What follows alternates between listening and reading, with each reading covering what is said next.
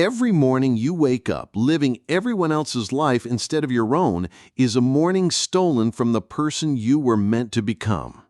And if you think it's too late, if you think you're too old, if you think you've missed your chance to transform your life, then you need to hear what Marcus Aurelius wrote in his private journal at age 59. Time doesn't wait for permission. It doesn't pause while you gather courage. It doesn't slow down while you worry about what others will think. Right now, in this moment, you have a choice that will determine how you spend whatever years you have left. You can continue living the invisible life, serving everyone else's needs while your own dreams gather dust. Or you can finally claim the life that's been waiting for you all along. The calendar keeps turning, and whether you make this change today, next month, or next year, those days will pass regardless. The question isn't whether you have time left. The question is whether you're brave enough to use the time you have left to finally become yourself. Marcus Aurelius understood something at 59 that most people never learn, and it's about to change everything you believe about what's possible for your life at this stage. He said, "Very little is needed to make a happy life. It is all within yourself, in your way of thinking." This wasn't some young philosopher spouting platitudes. This was the most powerful man in the world, writing in his tent during a brutal military campaign, realizing that his real life was just beginning, not ending, beginning. I'm talking to you if you're 55 or older and you've spent decades being the perfect parent, the reliable spouse, the dependable employee, the family peacekeeper. I'm talking to you if you wake up feeling invisible in your own life, if you can't remember the last time someone asked about your dreams instead of asking for your help, if you feel like you're running out of time to be yourself. But here's what I'm going to prove to you in the next 35 minutes. The Romans believed your true life doesn't begin until you stop apologizing for who you are. They had a saying, senectus ipsa morbis, which means old age itself is a disease. But they didn't mean the disease of physical decline. They meant the disease of accepting limitations that don't exist. The disease of believing your story is already written when you still have 20, 30, maybe 40 years left to live. Before we go any further, I need you to do something right now. I need you to think of one thing you want but have been denying yourself because it seems selfish or inappropriate for someone your age. Maybe it's a trip you've always wanted to take. Maybe it's a conversation you've been avoiding. Maybe it's simply the desire to spend a Saturday doing absolutely nothing for anyone but yourself. Hold that thought, because by the end of this video, you're going to understand why that desire isn't selfish. It's essential. And here's why this matters more than ever right now. We're at the halfway point of 2025. The year is split in half, which means you have a perfect opportunity for what the Romans called a second birth, but only if you're willing to let go of who you think you're supposed to be and embrace who you actually are. In the next few minutes, I'm going to show you something that might be painful to look at. We're going to examine what I call the invisible life, the life you're living when you've become so good at serving others that you've disappeared from your own story. Then I'm going to share with you the ancient Roman philosophy that created the most powerful civilization in history and how you can use these same principles to recreate yourself starting today. But most importantly, I'm going to give you a specific 5-stage blueprint that you can begin implementing immediately. These aren't feel-good platitudes. These are practical steps that thousands of people over 55 have used to transform their remaining years from obligation to adventure. Stay with me, because in just a few minutes, I'm going to reveal the single most important question that every Roman emperor asked himself daily. And when you start asking yourself this same question, everything changes. Your relationships change. Your priorities change. Your energy changes. Your entire life changes. Let me start with a question that might sting a little. When was the last time you made a decision based purely on what you wanted? Not what your adult children needed, not what your spouse expected, not what your friends assumed you do, not what society demanded from someone your age. Just what you wanted.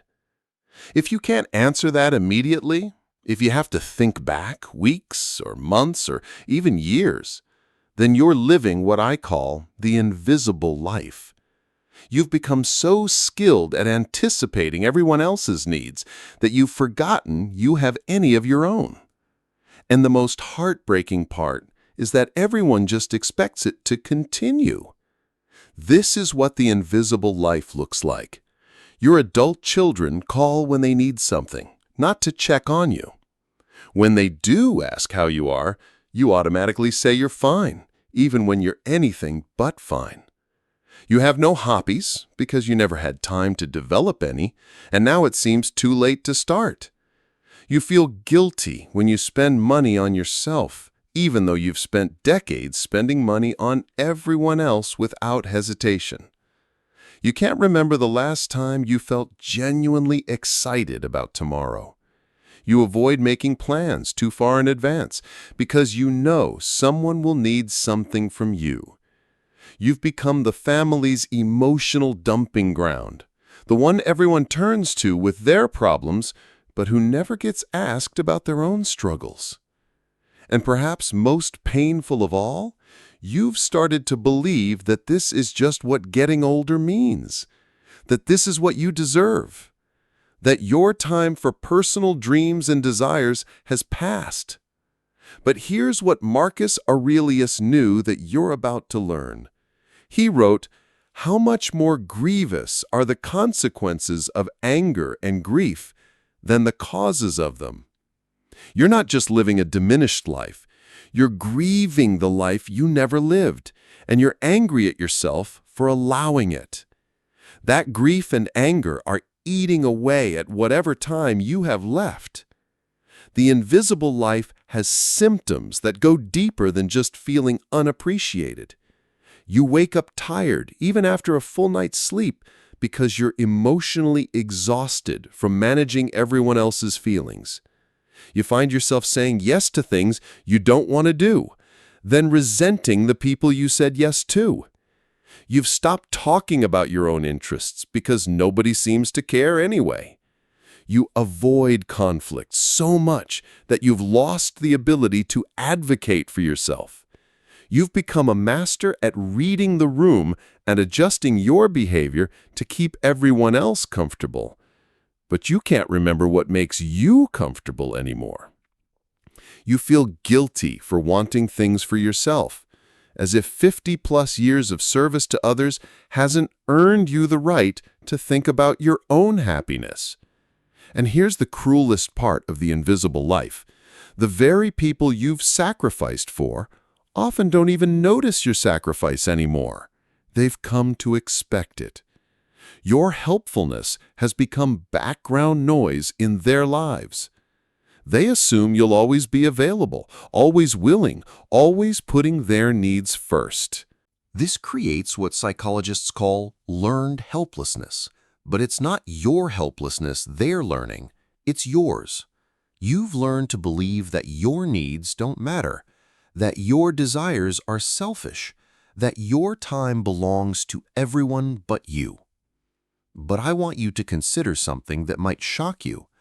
What if the invisible life isn't actually serving anyone? What if your constant availability is actually preventing the people you love from learning to solve their own problems? What if your endless sacrifice is teaching them that their needs are more important than yours? The Romans had a concept called dignitas, which meant the inherent worth and dignity of a person. They believed that allowing others to treat you as less than you are is not only harmful to you, it's harmful to them. It teaches them to be takers instead of givers. It shows them that relationships can be one-sided. It models a kind of love that looks like service, but is actually a form of self-abandonment. Here's what I've learned from working with thousands of people over 55 who have successfully recreated their lives. The invisible life isn't something that just happens to you. It's something you've been trained into, often by people who love you, but who have confused your worth with your usefulness. And here's the hope hidden in that realization. If you learned to live invisibly, you can learn to live visibly again. If you trained yourself to put everyone else first, you can retrain yourself to include your own needs in the equation. If you've forgotten who you are underneath all those roles and responsibilities, you can remember. But it starts with recognizing that the invisible life is not noble, it's not loving, it's not what's expected of someone your age. It's a habit that's stealing whatever time you have left, and habits, even deeply ingrained ones, can be changed. The Romans understood something about human nature that we've forgotten. They knew that people don't respect what they can get for free. They don't value what comes without effort, and they don't appreciate what they've never had to live without. In just one moment, I'm going to share with you the specific philosophy that helped Marcus Aurelius manage an empire while maintaining his sense of self. But first, let me tell you about the moment that changes everything for most people. It's the moment when you realize that you have permission to want things for yourself. Permission to say no, permission to be unavailable, permission to prioritize your own happiness without explanation or justification. That permission doesn't come from me. It comes from 2,500 years of wisdom about what it means to live a dignified human life. And it starts with understanding that your time on this earth is finite, which makes it precious, which makes how you spend it matter more than you've been taught to believe. Now let me tell you why the ancient Roman philosophy of Stoicism is exactly what you need at this stage of your life. Stoicism wasn't created by young academics theorizing about life from a safe distance. It was forged by real people, dealing with real problems. Marcus Aurelius was juggling an empire and a plague that killed millions. Seneca was managing enormous wealth while navigating deadly political intrigue. Epictetus had overcome slavery and built a school that attracted students from across the Mediterranean. These weren't philosophical exercises. This was survival wisdom. And the reason Stoicism is having such a renaissance today is because the problems they solved are the same problems we face. How do you maintain your sense of self when everyone wants something from you? How do you find peace when the world feels chaotic? How do you live with dignity when others try to diminish you? The first principle of Stoicism that will transform your life is what they called the dichotomy of control. At 55 plus, you finally learned something that young people haven't figured out yet. Most things in life are completely outside your control. Your adult children's choices and whether they appreciate your sacrifices, your spouse's moods and whether they notice your efforts, your company's decisions about restructuring or retirement packages, the economy, politics, other people's opinions of your decisions, even your own health to a large degree. But here's what is in your control, and this list is more powerful than you realize. How you respond to family drama, what you do with your mornings before anyone else is awake, who you spend your limited energy on, what you read, what you watch, what you allow into your mind, how you talk to yourself about your choices and your worth, what boundaries you set, and how consistently you maintain them, where you focus your attention throughout the day. Epictetus, who knew something about powerlessness, having been born into slavery, said that wealth consists not in having great possessions, but in having few wants. At 55 plus, This isn't about minimalism or decluttering your house. This is about emotional wealth. Stop wanting your adult children to be grateful for everything you've done. Stop wanting your spouse to change their fundamental personality. Stop wanting society to appreciate the decades you've spent taking care of everyone else. Start wanting what's actually possible, your own peace of mind. The second principle that will revolutionize your remaining years is what the Romans called memento mori. Remember, you will die. Young people hear this and get depressed. At 55 plus, it should be liberating because it means you don't have time for nonsense anymore. You don't have time to pretend to enjoy things you hate. You don't have time to maintain relationships that drain your energy. You don't have time to live according to other people's expectations. Every family gathering where you bite your tongue instead of speaking your truth, that's time you'll never get back. Every social obligation you fulfill out of guilt rather than genuine desire, that's energy wasted on people who probably wouldn't do the same for you. Every night you go to bed feeling invisible in your own life, that's not just unfortunate, it's tragic. Marcus Aurelius wrote something in his personal journal that should be tattooed on every 55-plus person's mirror. He said, "It never ceases to amaze me. We all love ourselves more than other people, but care more about their opinion than our own." Stop being amazed by this contradiction and start fixing it. Here's what memento mori really means for your daily life. When someone asks you to do something you don't want to do, you ask yourself, is this how I want to spend some of my limited remaining time on Earth? When you're in a conversation that's draining your energy, you remember that this conversation is costing you minutes of your life that you can never get back. When you're considering whether to speak up about something that matters to you, you remember that staying silent is also a choice, and it's a choice that diminishes the time you have left. The third principle is what the Romans called the 4 cardinal virtues, but for people over 55, they translate into something revolutionary. Wisdom becomes knowing what you deserve. You deserve relationships that energize you instead of draining you. You deserve to spend your hard-earned money on things that bring you genuine joy instead of just more obligations. You deserve to say no without having to explain yourself like a child asking for permission. Courage becomes acting on what you know. The courage to disappoint people who have taken you for granted for years. The courage to try new things even though you're supposed to be settled and stable.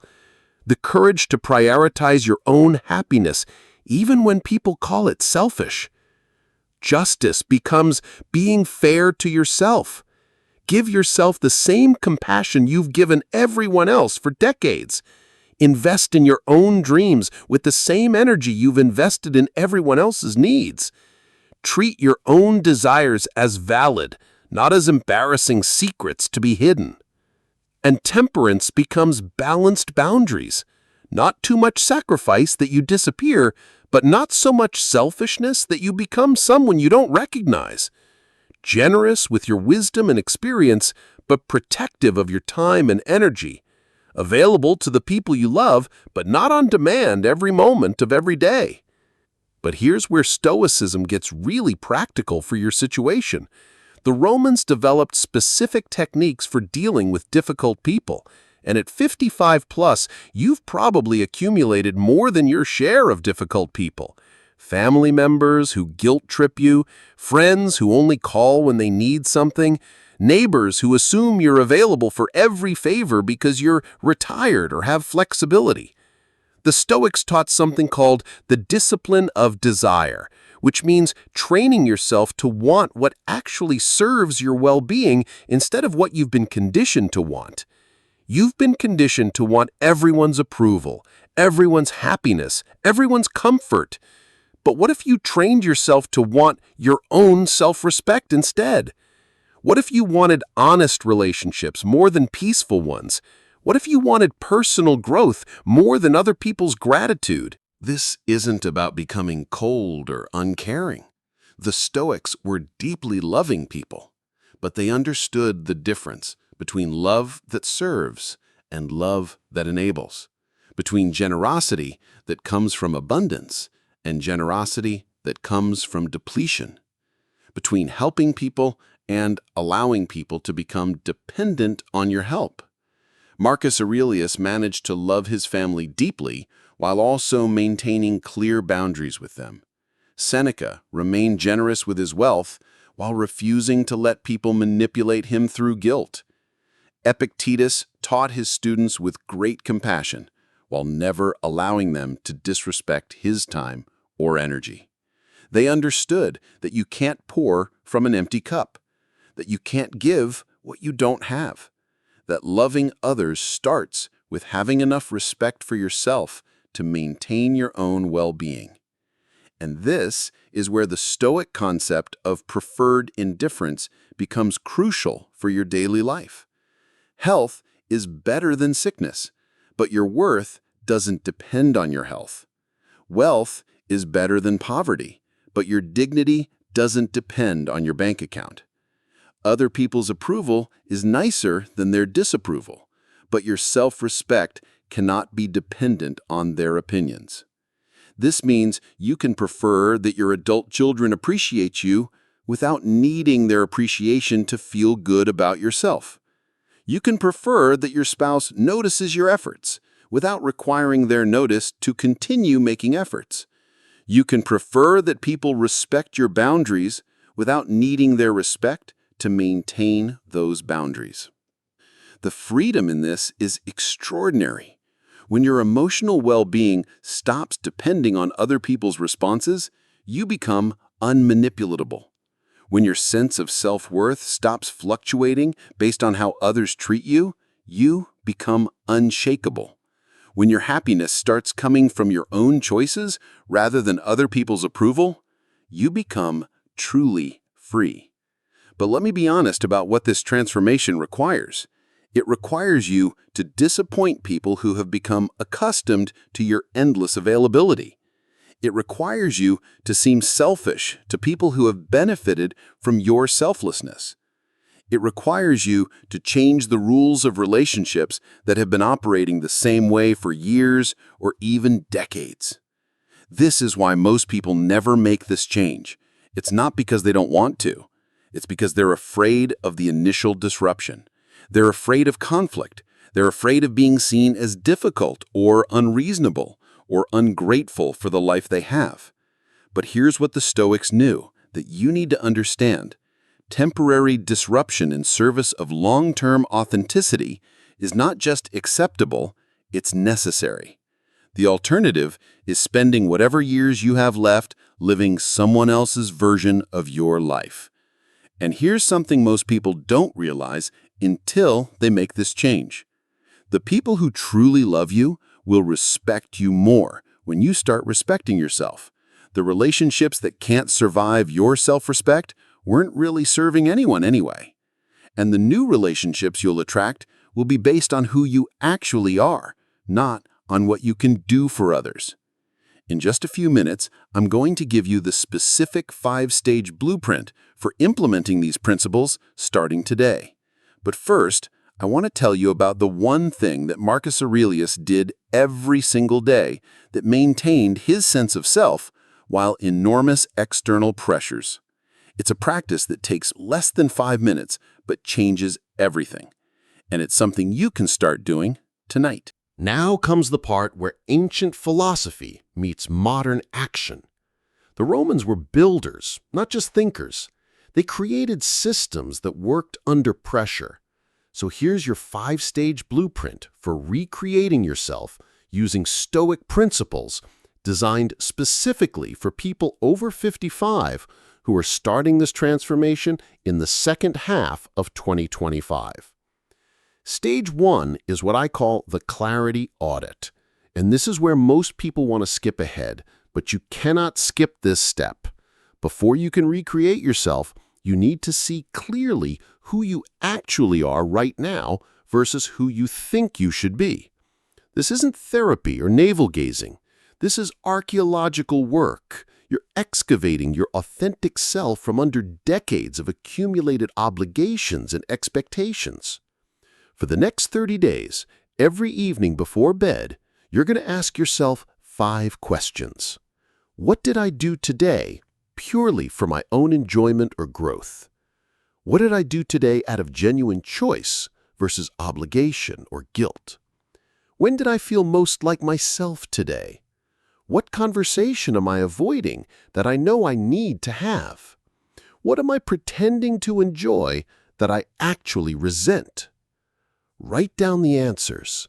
Don't analyze them yet. Don't judge them. Just collect the data. Because here's what happens during this stage. You start to see patterns you've been blind to. You realize how little of your time actually belongs to you.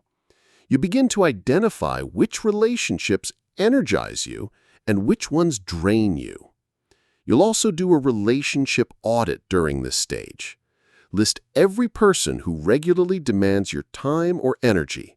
Next to each name, write whether that person energizes you or depletes you, whether they ask about your well-being or just want your services, whether they would still contact you if you stopped initiating contact.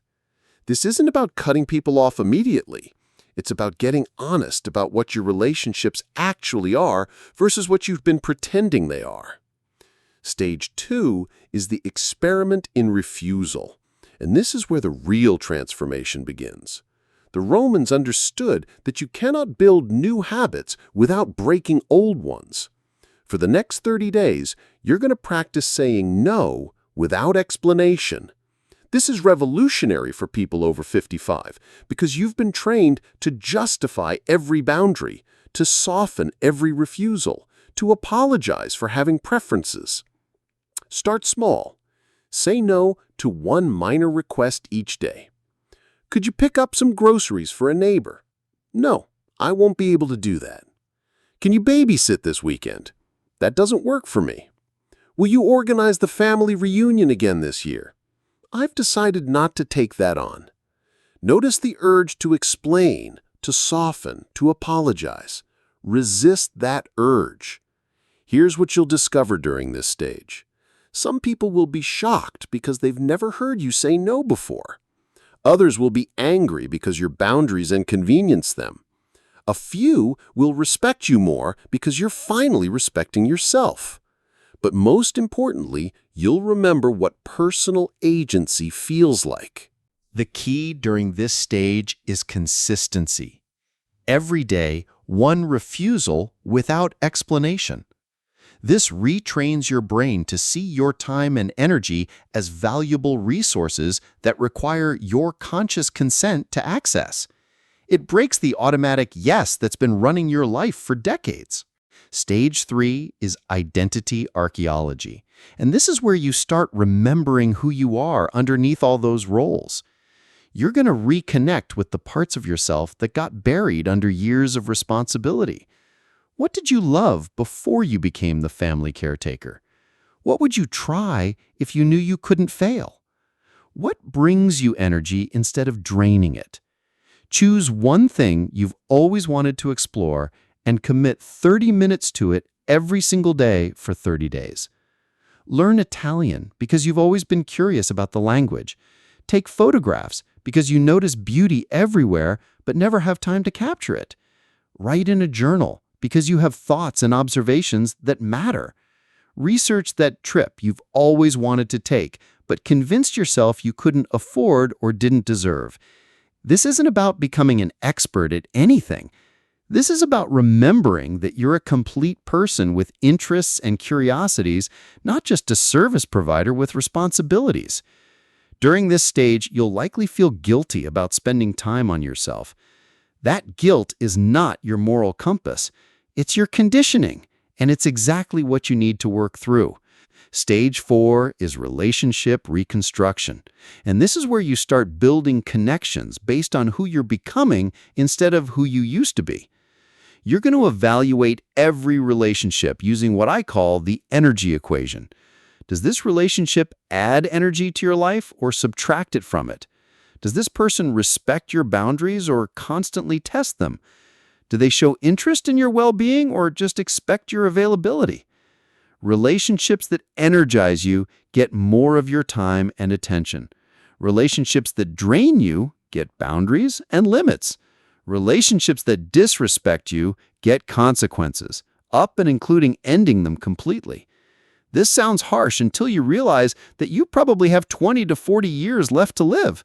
Do you want to spend those years managing other people's emotions and serving their needs? Or do you want to spend them building connections that actually nourish you? During this stage, you'll also start seeking new relationships with people who share your interests and values. Join groups related to that curiosity you explored in stage 3. Take classes. Volunteer for causes you care about. Travel to places you've always wanted to see. The goal is to meet people who know you as you are now, not as you used to be. Stage 5 is life projection. And this is where you design the next chapter of your life based on everything you've learned about yourself. You're going to create what I call your legacy vision. Not the legacy you'll leave for others, but the life you want to live for yourself. What do you want your days to look like? What do you want to be proud of at 75 or 80? What would you regret not trying? This stage requires you to think bigger than you've allowed yourself to think in years, maybe decades. You've been so focused on managing everyone else's lives that you've forgotten your own life is still happening. You still have time for adventures. You still have capacity for growth. You still have room for joy and surprise and discovery. Create a monthly practice where you evaluate what's working in your new life and what needs adjustment. What do you want to add? What do you want to eliminate? This isn't a destination you reach once. This is an ongoing practice of choosing yourself every day for whatever time you have left. Now, let me tell you about that daily practice I mentioned earlier. Every morning, Marcus Aurelius wrote in his journal about the day ahead. He reminded himself of his values, his priorities, and his mortality. He prepared himself mentally for the challenges he would face and the choices he would make. Your morning practice is simpler but just as powerful. Every day, before you check your phone or talk to anyone else, spend 5 minutes asking yourself one question. How do I want to show up in my life today? Not for other people, for yourself. What would make you proud of how you spent this day? What would align with the person you're becoming? This practice alone will change everything because it puts you back in the center of your own life where you belong. We're at the end of our time together today, but you're at the beginning of something extraordinary. Let me paint you a picture of what's possible when you apply 2,500 years of wisdom to the rest of your life. Imagine waking up excited about your day instead of already feeling tired by everything you have to do. Imagine conversations where people ask about your dreams and interests instead of just expecting your help with their problems. Imagine saying, "I don't want to do that," without feeling guilty or having to justify yourself. Imagine looking in the mirror and being genuinely happy to see your own reflection because you recognize the person looking back at you. This isn't fantasy. This is what happens when you stop living your life according to other people's expectations and start living it according to your own values. When you stop apologizing for having needs and start meeting them. When you stop making yourself smaller to make others comfortable and start taking up the space you've always deserved. The Romans built an empire that lasted 1,000 years because they understood something fundamental about human nature. Respect is earned, not given. Boundaries create safety, not separation. Self-discipline creates freedom, not limitation. And dignity is not something others grant you. It's something you claim for yourself. You have 184 days left in 2025. That's 184 opportunities to choose yourself. 184 chances to practice saying no without explanation. 184 moments to remember that your life matters, your desires are valid, and your time is precious. I want you to do something right now that will seem small, but is actually revolutionary. Think of that thing I asked you to remember at the beginning of this video. That thing you want but have been denying yourself because it seems selfish or inappropriate for someone your age. I want you to take one concrete step toward making it happen, today, before sunset. Maybe it's researching that trip you've always wanted to take. Maybe it's signing up for that class you've been curious about. Maybe it's having that conversation you've been avoiding. Maybe it's simply spending an hour doing something you enjoy without feeling guilty about it. Here's why this matters more than you realize. Every time you honor your own desires, you're teaching your brain that you matter. Every time you set a boundary, you're practicing self-respect. Every time you choose your own happiness over someone else's convenience, you're building the muscle of authenticity. And here's what I promise will happen if you implement the 5-stage blueprint I've shared with you today. The people who truly love you will respect you more when you start respecting yourself. The relationships that can't survive your boundaries weren't really serving anyone anyway. The new connections you make will be based on who you actually are, not on what you can provide. Your energy will return because you'll stop spending it on things that don't matter to you. Your sense of purpose will clarify because you'll remember what actually brings you joy. Your confidence will grow because you'll be living in alignment with your values instead of in reaction to other people's expectations.